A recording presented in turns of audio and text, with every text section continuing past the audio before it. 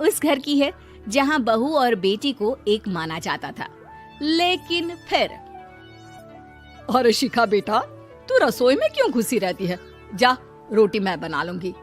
नहीं नहीं माँ जी, आप बैठिए, बस सारा खाना बन ही गया है। श्वेता को बोल देती हूँ, वो खाना लगा देगी सबका। सॉरी भाभी, मेरे पास वक्त नहीं है। माँ, मुझे पैसे देना, पार्लर जाना है। हाँ हाँ चली जाना, भाभी को भी ले जाना। वो भी जाने को बोल रही थी पार्लर, पर पहले ना मदद कर दे उसके खाना लगाने में। देख माँ, वो बहू है, उसे बहू रहने देना, इतना सर पर मत चढ़ा भाभी को। श्वेता, ज्यादा मत बोला कर। बहू और बेटी में कोई फर्क नहीं होता है। जा जाकर काम कर। ननद को माँ का भाभी से इस तरह प्यार करना बिल्कुल अच्छा नहीं लगता। वो बार बार किसी न किसी तरह माँ को भाभी के खिलाफ भड़काती रहती, लेकिन कोई फायदा ना होता। एक रोज, अरे बेटे किशन, जा बहू को कहीं घुमा कर ला, सारा दिन घर में काम करती रहती है। हाँ हाँ माँ, हम लोग जा रहे हैं ना गोवा। अच्छा जी, भाभी ने तो हमें बताया भी नहीं। वैसे तो सारी पंचायत करती है, ये गोवा वाली बात क्यों छुपा गई हमसे? अरे क्योंकि उसे खुद नहीं पता था बहन। मुझे टिकट सस्ती मिल रही थी तो मैंने बुक कर दिया। हाँ शिखा, पैकिंग कर ले, संडे हम जा रहे हैं गोवा। दोपहर में शिखा पैकिंग कर रही थी कि सास आ जाती है। ये क्या बहू, साड़ियाँ? अरे गोवा जा रही है घूमने या फिर शादी में मायके हैं? माँ जी, ऐसा कुछ है ही नहीं, समझ में नहीं आ रहा क्या रखूं कपड़े में। अरे तेरी और श्वेता की साइज तो एक ही है, उसके कुछ मॉडर्न कपड़े ले ले, आकर लौटा देना। हाँ माँ जी, ये ठीक रहेगा। शिखा श्वेता के पास जाती है और उससे कपड़े मांगती है। ना जी ना, मैं अपने कपड़े ना दूं, वैसे भी फैल जाएंगे मेरे कपड़े, बहुत महंगे वाले हैं। शिखा मुंह लटकाकर कमरे में आ जाती है तो सास कहती है, चल तैयार हो जा, तुझे मैं शॉपिंग करा कर लाती हूँ गोवा की। बस फिर क्या था, सास बहू निकल जाते हैं मार्केट और एक से बढ़कर एक ड्रेस खरीद कर घर आते हैं। पहले बता देती कि नए कपड़े दिलाने वाली है भाभी को, तो मैं अपने ही दे देती ना भाभी को, मुझे दिला देती नए कपड़े। देख श्वेता, परिवार का मतलब सबके साथ रहना होता है, ना कि सिर्फ अपना सोचना। वैसे भी तुझे अच्छे संस्कार सीखने चाहिए। और रही बात कपड़ों की, तो शिखा, आज से घर पर भी तू मॉडर्न कपड़े ही पहनेगी। कोई जरूरत नहीं है ये साड़ी वाड़ी लपेटने की। अब क्या था, घर पर श्वेता और शिखा एक जैसे रहते। एक बार पड़ोसन आती है। अरे बेटा, अपनी माँ को तो बुलाना जरा, बात करनी है। शिखा सास को बताती है और रसोई में चली जाती है। ये आपकी बेटी बहुत बड़ी हो गई है, इसके लिए एक रिश्ता है, कहो तो बता दूं। ये बेटी नहीं बहू है, घर में सब एक जैसा ही रहता है। वैसे मेरी बेटी भी बड़ी हो गई है, कोई रिश्ता हो तो जरूर बताना।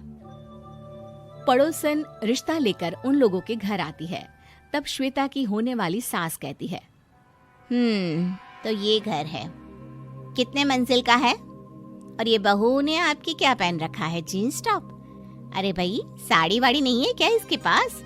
देखिए, सर्दी है तो साड़ी में बहू कैसे मैनेज करती, वैसे पहनती है साड़ी भी। देखिए, हम लोग ठहरे पैसे वाले लोग, कोई कमी नहीं है हम लोगों के पास पैसों की, बहुत पैसे हैं, जमीन, नौकर चाकर, कार, सब कुछ है, लेकिन घर में संस्कारी बहू चाहिए। समझ रही हैं ना आप? सास कुछ कहती कि श्वेता बोल पड़ती है, हाय रे, नौकर चाकर से लेकर जमीन, कार, पैसा, हाँ हाँ, मुझे रिश्ता मंजूर है मुझे। अरे रुक जा श्वेता, मैं बात कर रही हूँ ना। देखिए, हम लोगों के घर इतनी आजादी नहीं मिलेगी। अरे हाँ कर देना माँ, हाँ कर दे जल्दी से। सास क्या करती, बेटी की शादी ऐसे घर में कर देती है जहाँ ना उनके विचार मिलते हैं और ना ही आचार। शादी के बाद एक रोज फोन पर, श्वेता बेटा, एक बार घर आ जा, बहुत दिल करता है तुझे देखने का। माँ, वो घर पर बहुत काम होता है, कैसे आऊँ? बड़ा घर है, लेकिन आने जाने वालों की लाइन ही लगी रहती है। बेटा, मैं तो जानती थी उस घर का हाल, लेकिन तू ही नहीं मान रही थी। माँ देख, हर घर का यही हाल है। तेरी बेटी को यहाँ घूंघट हटाने की परमिशन नहीं है और एक तरफ भाभी स्कर्ट पहनकर घूम रही है। बेटा, मुझे क्या पता था कि मेरी बेटी को ससुराल के नाम पर पिंजरा मिल जाएगा। अच्छा माँ, फोन रखती हूँ, सास को गर्मा गर्म रोटी खिलानी है। तुम लोगों की तरह नहीं कि एक रोटी बनाओ, एक सब्जी बनाओ, फिर सारा दिन फ्री होकर घूमो। सास फोन तो रख देती है, लेकिन सोच में पड़ जाती है कि एक तरफ बेटी जिसे कोई आजादी नहीं, वहीं दूसरी तरफ बहू जिसे देखकर लगता ही नहीं कि उसकी शादी भी हुई है। अगले रोज। शिखा, अरे ओ शिखा। हाँ माँ, क्या हुआ? कुछ चाहिए आपको? मैं जिम जा रही थी। जिम के कपड़ों में बहू को देखकर सास को घूंघट में अपनी बेटी का ख्याल आता है। देख बहू, घर में बहू की तरह रहा कर। इतने टाइट कपड़े पहनकर जिम जाना पसंद नहीं मुझे। जा जाकर रोटी बना। रोटी? माँ, अभी तो शाम के 6 बजे हैं, इस वक्त रोटी? अब क्या मेरे खाने पीने पर भी पहरा है? अरे जब मर्जी तब मैं अपने घर में खा भी नहीं सकती क्या? बहू को अजीब लगता है। वो समझ नहीं पाती कि जो सास कल तक इतनी सपोर्टिव थी, उन्हें अचानक से क्या हो गया। वो किचन में जाती है, गरम रोटी के साथ 2 तरह की सब्जी, रायता, सलाद सब लेकर सास के पास आती है। माँ जी, खाना। इतना सारा खाना? राक्षस समझा है क्या मुझे? रोटी मांगी थी मैंने गर्मा गर्म बस। पर माँ जी, रोटी खाती किससे आप? सब्जी तो बनानी थी ना। अरे भूख मर गई मेरी तेरी बहस से। जा जाकर काम कर, अंदर पूरी रसोई साफ कर। बहू अंदर चली जाती है। थोड़ी देर में श्वेता घर आती है। अरे शिखा, जल्दी से चाय ला, पकवान बना, मेरी बेटी आई है। अरे नहीं नहीं माँ, ड्राइवर बाहर खड़ा है। मैं तो घर का कोई सामान खरीदने के बहाने यहाँ आ गई हूँ, मुझे जाना होगा। अरे बेटा, पर कितने दिनों बाद देख रही हूँ तुझे। रहने आ जाना 2-4 दिन के लिए। आ जाऊंगी माँ, जब मेरी सास मरेगी तब। मैं तो रोज मन्नत मानती हूँ कि मेरी सास मर जाए तो अच्छा है। अच्छा चल, जा रही हूँ माँ। हे भगवान, कैसे कैसे दिन देखने पड़ रहे हैं मेरी बेटी को।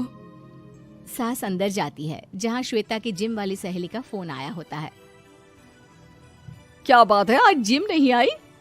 अरे पता नहीं यार, आज माँ को क्या हो गया अचानक। पर खैर कोई नहीं, लगता नहीं कि मैं अब जिम आ पाऊंगी।